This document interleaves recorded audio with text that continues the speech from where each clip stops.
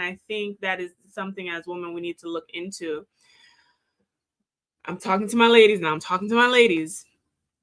Our power is not in telling men what they are doing and what they're not doing. Men know.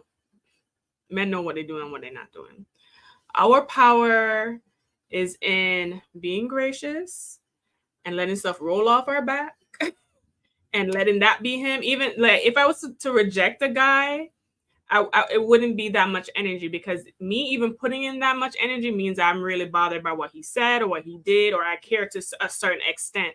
If I'm really not really checking for you like that, it is not even like an issue. It'll just be, I'll just pop the balloon, say, oh no, I don't think it'll be a great match, and keep it pushing. But to take the extra step to go out of your, which I view as going out of your way to let him know that he's a sassy man. He very well might be a sassy man, and I don't like a sassy man. So we could leave that right there. But I think that they're just better. People respond. I think this is just basic, to me, basic manners and respect. And I think we're losing that a little bit. Why on both sides is it this energy? I need to cut you down, and then I need to cut you back, and I need to do this back, and I need to. That is very juvenile. We need to mature as a people, as a group. If the hair on the arms wasn't doing for you, I'm like, okay, queen, I understand. I respect your decision. Listen, I've been in dating situations where I thought the man was crazy and doing a lot, and I didn't cut him down. I said, you know what? I respect your wishes. I will respect your wishes, and they will never see or hear from me again after that. And that's what I do, because it's just not necessary. And I think that some of the issues that we have on both sides, complaining that they're not showing up as gentlemen and strong, good masculinity, and we're not showing up as feminine, which I don't think that's true, but feminine and gracious women. I think that whole scenario is an example of what the issue between us is. Thank you so much for that, Athena. And I see the chat is shout out to MC Facts. Yes, this is me. I'm back. Hey. You say, I don't see why he lost his job for something non-employment related. I definitely agree with that. I agree with that, but I can also see it from an employer's standpoint, which we mentioned earlier. So, confidence doesn't even have to be spoken on. It radiates. Yes, absolutely. Linda E mentioned that point. And Keep Going says, is this the no neck one? Because the lanky dark chocolate one can be saved. I don't know who the second part one is, but I had a question for the chat, y'all.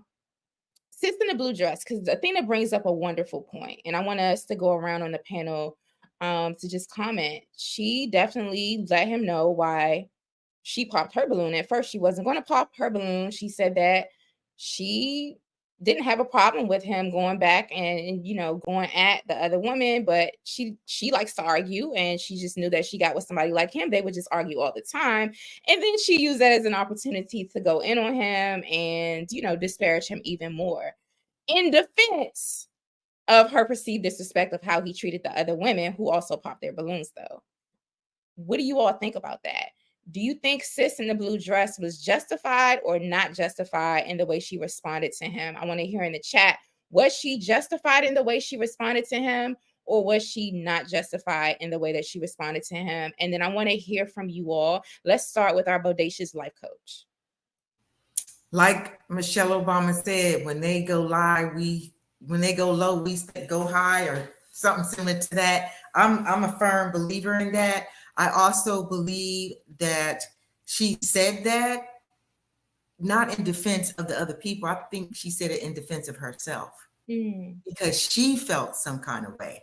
And because she felt some kind of way, she couldn't just let it be that. We're going to have to say, well, I'm basically implying, I'm speaking for everybody else. Girl, that came from deep down inside. You was thinking, and when he come to me, he really do look kind of like a Ninja Turtle. And I know he's arrogant. And so that's what I'm going to tell him. You see what I'm saying? So I believe young people, I just don't see a grown woman 50-something plus saying that to somebody, but I could be wrong.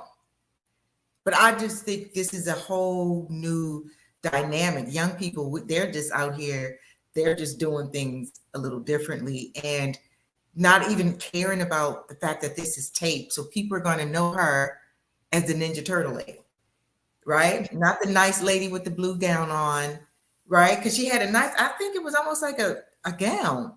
She's gonna be known as the Ninja Turtle lady. So I mean, as long as you cool with that, I have to be cool with it. But she was speaking for herself, in my opinion. Thank you so much, Linda E. Look, I agree with Deuce. Okay, she did too much, but that camera does things to people, and I did think, maybe she did stand up for the other ladies, because I remember there was the one in a white dress. She was quite reserved when she spoke. It's just kind of quiet, and their interaction wasn't that bad. He still wasn't nice to her, but it wasn't as bad as the blue dress one.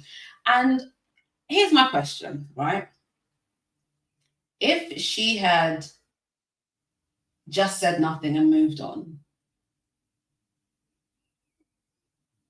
how can I put this? When women stand for other women, when women don't stand for other women, we get told off.